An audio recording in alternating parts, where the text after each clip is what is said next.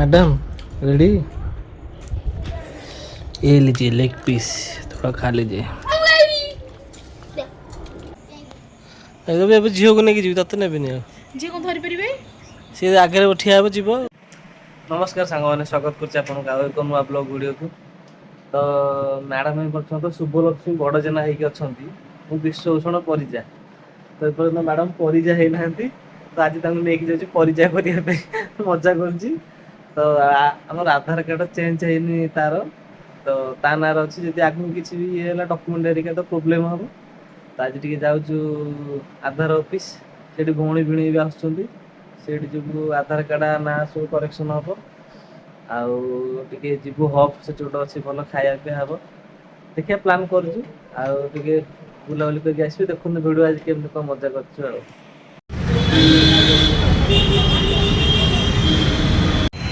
ବର୍ଷା ହଉଛି।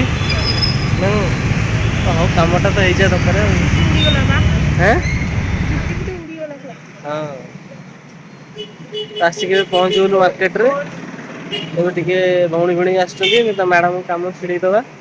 ସେମିତି ଆଉ ଟିକେ ଛୋଟ ମୋଟ କାମ ଅଛି କରିବା ଆଉ। କଣ ତାହେଲେ ମଧୁରୀ ଭଳିଆ ହଉଛି କିରେ ମଧୁରୀ। ତାପରେ ଏଇଠି ଆମେ ଆସିକି ପୋଷ୍ଟ ଅଫିସ ଭିତରେ ପହଞ୍ଚିଗଲୁ। ଏଇଠି ଆମର ଆଧାର କାର୍ଡ କରେକ୍ସନ ହଉଛି, ତା ବାଦ ଏଇଠି ସୁକନ୍ୟା ବି ହଉଛି। ମାନେ ଜାଣିଥିବେ ଛୋଟ ଝିଅ ମାନଙ୍କ ପାଇଁ ସୁକନ୍ୟା କରାହୁଏ।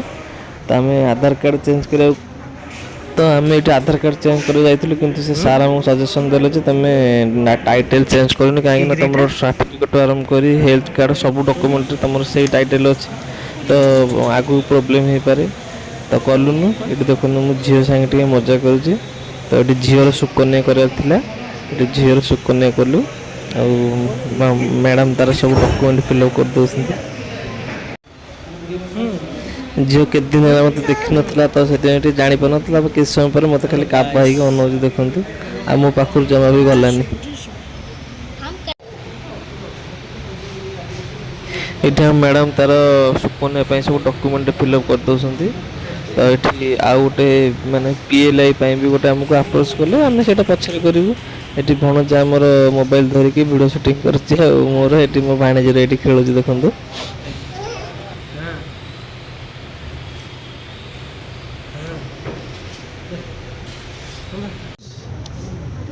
ତୋରି କାଗଜ ପତ୍ର କାମ ମାଇଁର ହଉଛି,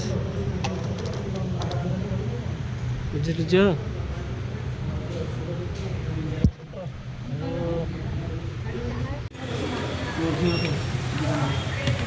ତାପରେ ଏଠି ଆମ ଭଉଣୀ ଭଉଣୀ ଦୁଇ ଜଣ ଯାଇକି ସିଗ୍ନେଚର କରିଦେଲେ ଡକ୍ୟୁମେଣ୍ଟରେ। ତାପରେ ଆମେ ଡକ୍ୟୁମେଣ୍ଟ ଯାଇକି ଦେଇଦେଲୁ, ସୁକନ୍ୟା ହେଇଗଲା କମ୍ପ୍ଲିଟ୍।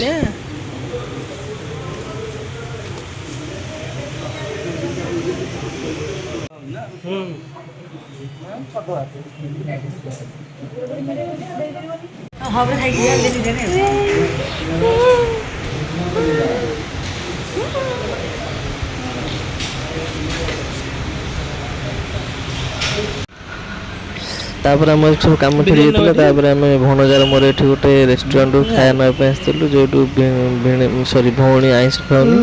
ତା ପାଇଁ ଏଠୁ ଭେଜ୍ ବିରିୟାନୀ ନେଇଗଲୁ। ତାପରେ ଆମେ ଚାଲିଲୁ ଆଉ ଗୋଟେ ଭଲ ରେଷ୍ଟୁରାଣ୍ଟକୁ, ଯେଉଁଠି ନନ୍ଭେଜ୍ ବିରିୟାନୀ ହେରିକା ନେଲୁ।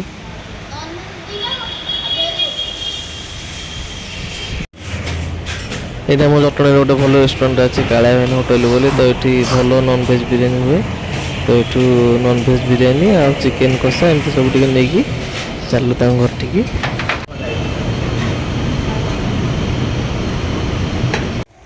ଏଇଠି ଆମ ଆସିଗଲା ଚିକେନ୍ ବିରିୟାନୀ, ଚିକେନ୍ କଷା, ଆଉ କ'ଣ ଭେଜ୍ ବିରିୟାନୀ ନା କ'ଣ? ତୁ ଖାଇବୁ ଧନ? ଖାଇବୁ ଆଉ ଅଳପ ଦିନ ଗଲେ ଆଉ। କେତେ ଟଙ୍କା?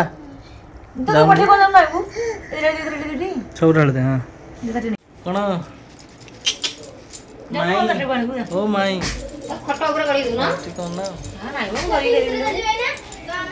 କ'ଣ ଟେଷ୍ଟି ତ? କ'ଣ मैडम रेडी। ये लीजिए लेग पीस, थोड़ा खा लीजिए।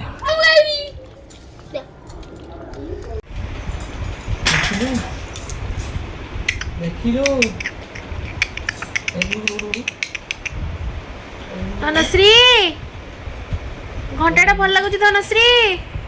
ମନଟା ଭଲ ଲାଗୁଛି ପା ପା ପା ପା ପା ପା ପା ପା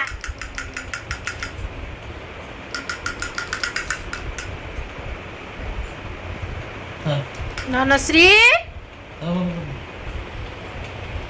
ଆରେ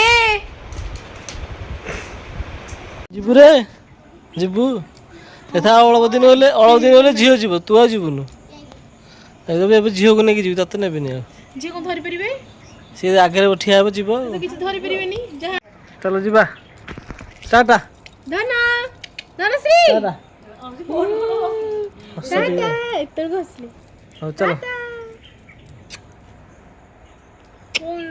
ଯାଉଛନ୍ତି